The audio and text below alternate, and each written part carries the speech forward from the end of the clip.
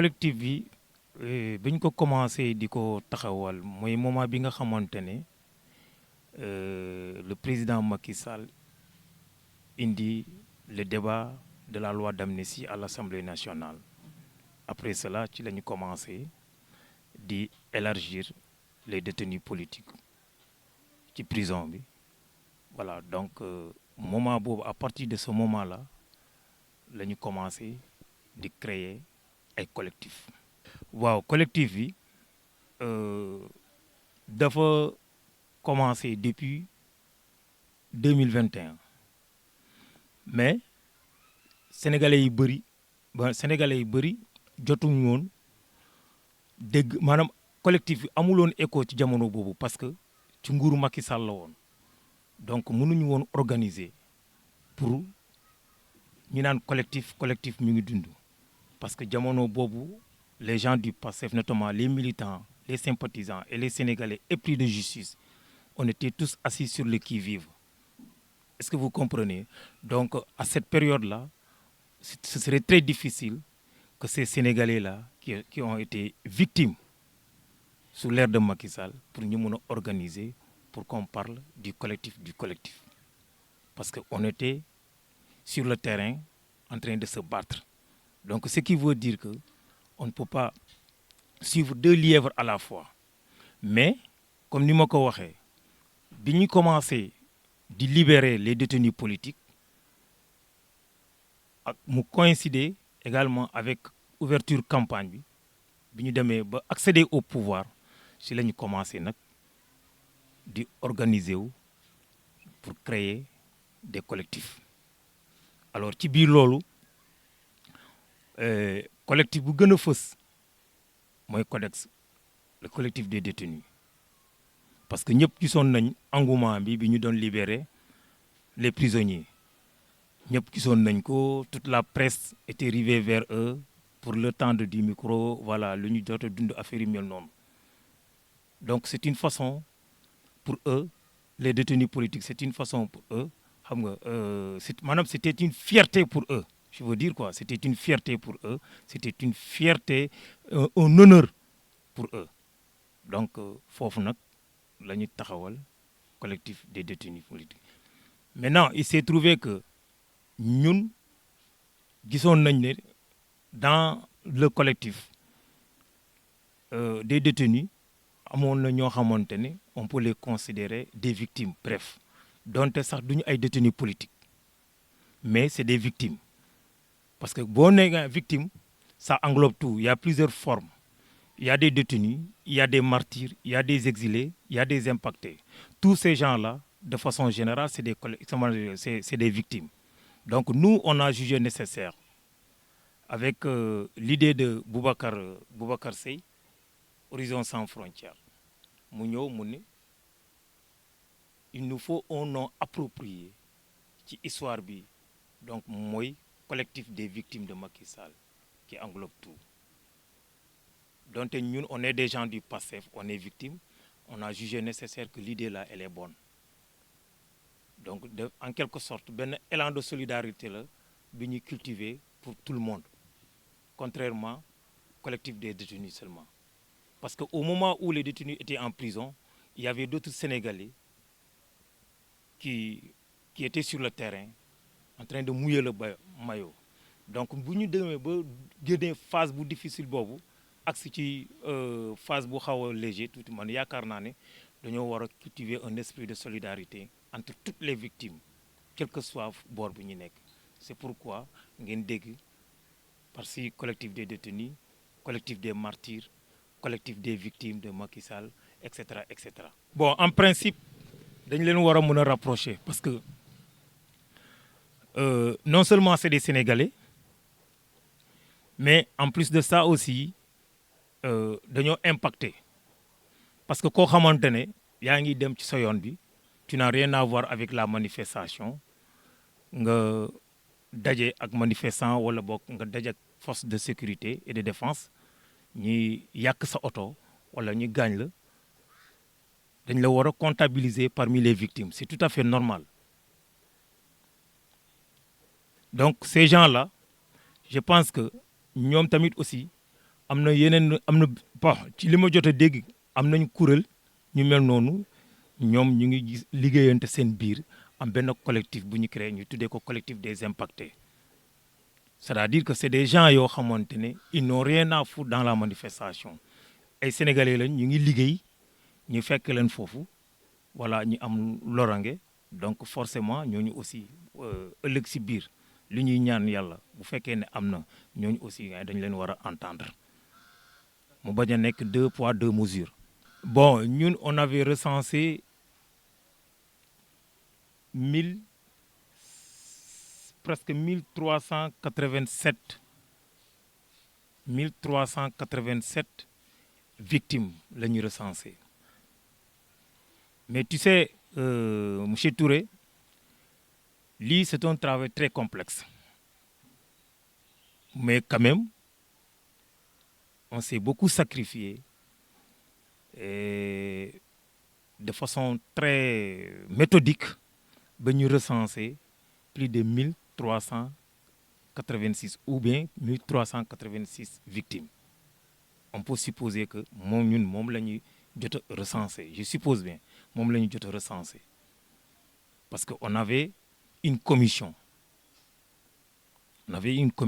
qui était là sur le terrain bi doon def enquête bu ñu xam lim boobu alors commission boobu ba léegi parce que bu ñu nee commission dafa vaste il y a des journalistes qui sont là-bas il y a la société civile qui sont là-bas il y a les gens du PASTEF qui sont là-bas est-ce que vous comprenez donc ñun ñoo mutualiser suñu effort wàcc sur le terrain pour pouvoir recenser ce nombre de victimes maintenant comme ni ma la ko waxee parmi ces victimes il y a des détenus politiques il y a des exilés il y a des martyrs etc etc etc et bi ñu demee ba à un certain moment donné man personnellement en tant que membre du parti politique le PASTEF je me suis sacrifié pour accompagner la presse moom moo nekk suñu tournée bi fii actuellement nii au niveau de la Casamance parce que ñëpp xam nañ ne xeex bi fii la gën a impacté notamment à Ziguinchor et Bignona waxuma la ñaar localités yi kese quoi mais on peut dire que Bignona et Ziguinchor sont 2 localités les plus impactées ci manifestation bi très bien nous avons noté beaucoup de morts au niveau de Bignona y compris Ziguinchor donc looloo waral ñu ñëw fii actuellement au niveau de la Casamance. xaalis moom fu ñu ko tuddee rek souvent ay problème waaw mënul ñàkk quoi xam nga ku nekk da ngay am sa xalaat am sa gis-gis affaire yu mel noonu ça c'est la règle normale des choses mais pour dire vrai nous on est en train de travailler mutuellement avec le ministre de l'action sociale ministre de la femme et de l'action sociale notamment Maymouna Dièye ñu ngi koy jaajëfal bu baax ci taxawaayam voilà xaalis bi ñuy wax noonu effectivement le président Bassirou Diomaye Diakhar Faye comme ni ko yoon may il a la prérogative quand même de pouvoir compenser, c'est-à-dire de débloquer une somme pour compenser la souffrance des victimes, notamment les blessés et les détenus politiques, y compris les martyrs surtout. Donc, lolo waral ñu débloquer un montant de 5 milliards de francs CFA. Donc, dans un premier temps, on a fait un acompte de 2 milliards 800 millions, comme ça. Moom la ñu nekk di distribuer. Alors, les martyrs, ñoom seen parents yi 10 millions la ñu am ku nekk. Maintenant, les détenus politiques, ñooñu 500 000 francs la ñu am. te ñu ngi commencé di joxe. Au niveau de notre localité, notamment dans la commune de Samine, il y a 2 jeunes yoo xamante ne ñoom jot nañ am seen comment dirais-je 500 000 francs. Ces 2 détenus-là, c'est des ex-détenus. Hein. Voilà, donc ñoom ñaar Samba Kébé ak Alim Diallo qui sont dans la commune de Samin Balante ñoom jot nañu am seen 500 000 francs. Pour le moment on n'a pas comptabilisé les victimes maanaam les exilés politiques du moins malheureusement comptabiliser wuñu leen loolu. Et que ñoom comptabiliser wuñu leen ci biir compensation boobu. Mais il se pourrait, je dis bien, il se pourrait que peut-être dans le temps, nous devons comptabiliser les exilés politiques. Parce que aussi, il faut noter que nous, c'est des impactés. Ci biir xeex bi la ñu nekkoon alors ñu wala boog nekkuñu sax ci biir xeex bi dañ leen ciblé dañ leen dénoncé ñu traqué leen voilà donc ñi échappé comme man par exemple man j'étais sur le terrain ñun dañu bëggoon a manifester on était dans la résistance sur le terrain mais malheureusement les forces de l'ordre ñi nekkoon de mèche avec les responsables notamment les autorités étatiques locales qui sont au niveau de la Casamance parce que fii la ma fekk ils étaient de mèche avec les forces de sécurité et de défense ñu ñuy signalé alors du coup si la force de l'ordre yi daal di ñëw sama kër mais ñoom ils avaient préconisé mon arrestation le mercredi 1er août le mercredi 1er août ci lañ préconisé woon man sama arrestation bi c'est vers les coups de 1h du matin 2h du matin que nous notre position par rapport à cette adoption de la loi qui est la loi la loi interprétative de Amadou Ba ma koy remercier particulièrement ma ngi koy remercier te patriotes yi yëpp les Sénégalais épris de justice ñu ngi koy remercier également parce que lii nii non seulement question de courage la mais question de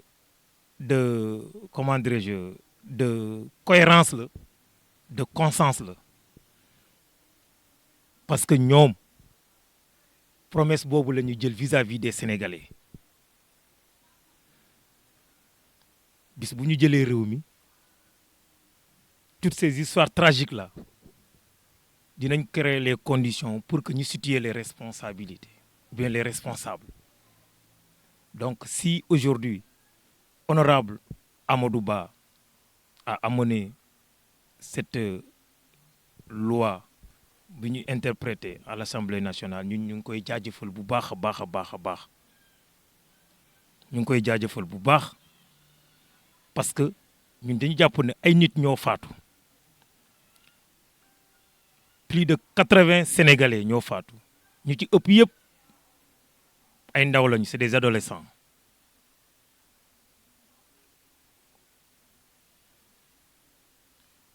le plus jeune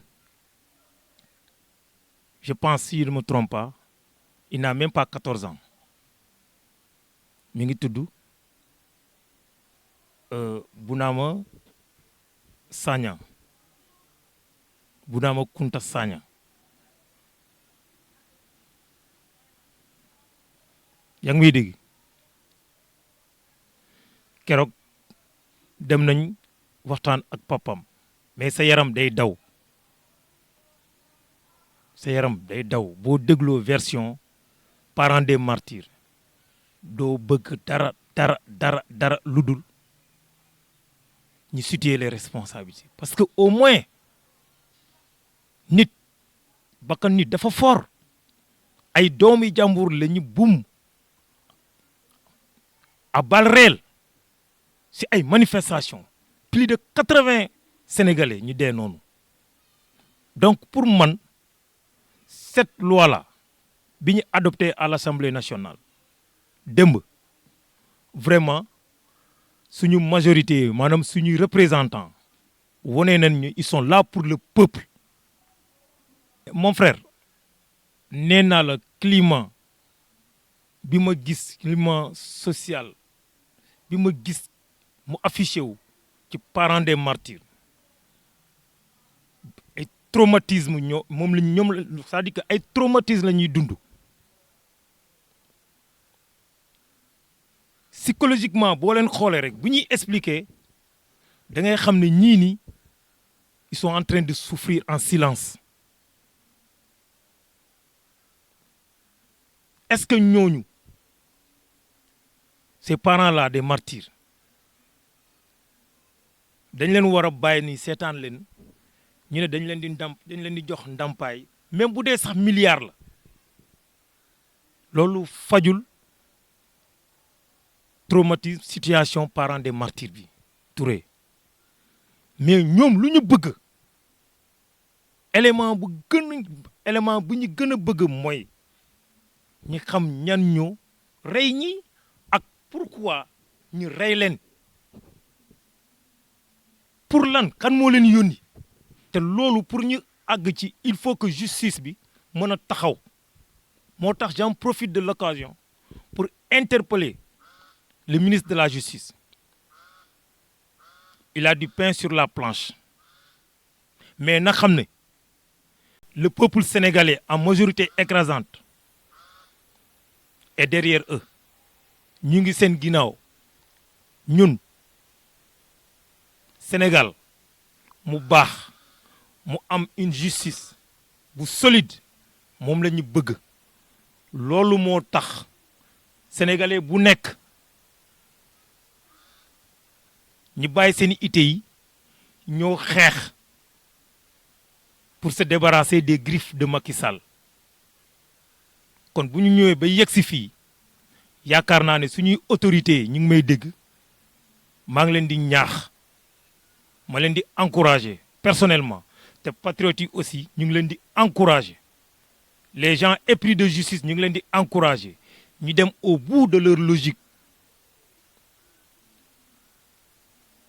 ne serait-ce que rek ces parents-là ñu jot a jàkkaarloo ñi mën a alléger seen souffrance un tout petit peu après luy ñëw loolu mu ñëw après amul problème.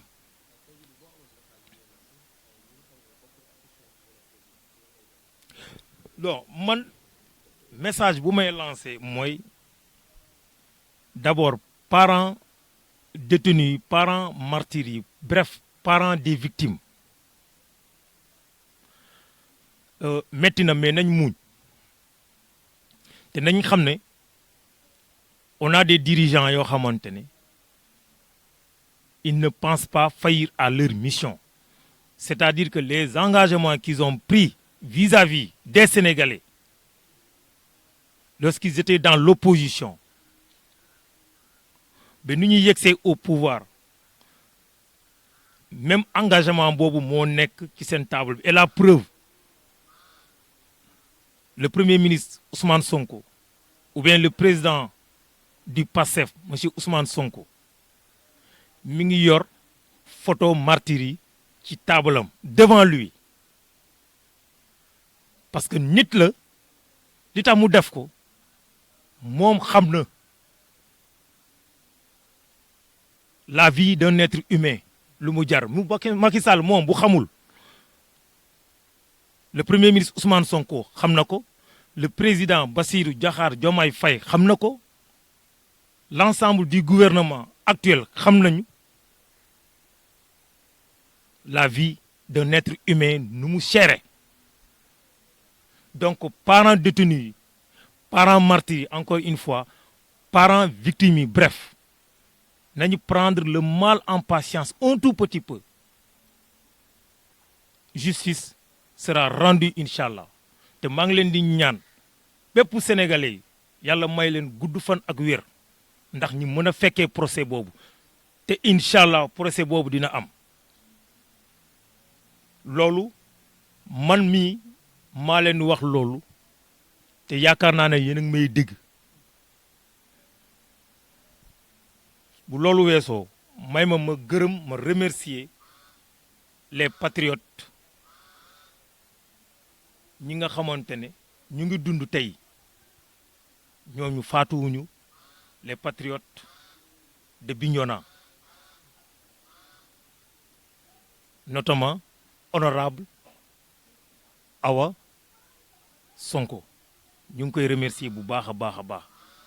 Il nous a mis dans de bonnes conditions pour ñu mën a def suñu liggéey bi auprès des parents des martyrs. Adjudant, c'est un ancien adjudant de l'armée, à la retraite. maa ngi koy jaajëfal bu baax moom aussi véritablement il a joué un rôle très pondérant ci événement 2021 jusqu'en 2023. Abdou Koli, madame l'adjointe au maire Penda Sow, maa ngi koy jaajëfal bu baax a baax a baax a baax. ñëw Ziguinchor di remercier les patriotes qui sont ici à Ziguinchor ñu ngi leen di jaajëfal bu baax a baax a baax, notamment jeune bi ñu naan Ñanco maa ngi koy jaajëfal bu baax. Aïda Bodian maa ngi koy jaajëfal bu baax.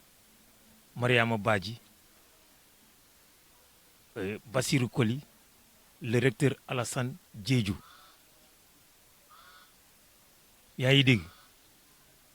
ak patriotes yi nekk diaspora ñoom aussi ils ont joué leur partition dans ce combat-là. ñu ngi leen di jaajëfal bu baax a baax a baax. dem ci sama localité bi le département de Goudomp foofu aussi am na tuuti impact. Heureusement que foofu amul martyr mais bëri na ay détenus politiques yi foofu bëri na également ay blessés yi foofu ñooñu aussi ñu ngi leen di jaajëfal bu baax a baax. yaa ngi may dégg di xamal Macky Sall mu ngi may dégg bu dee mi ngi nelaw na yeew 109 personnes yu ñu cité directement dans cette affaire-là ñoom ñëpp nañu yeew nañu xam ne lu amoon dootul amati fii rupture la ñu woote justice dina am incha allah yaa rabbi te on va situer tous les responsables qui sont mêlés directement ou indirectement dans cette histoire tragique de 2021 jusqu'en 2024. ma lay jaajëfal bu baax a baax a baax a baax mooy groupe Kéwoulo di nuyu sama boy la Babacar Kéwoulo Touré di ko encourager bu baax ci taxawaayam.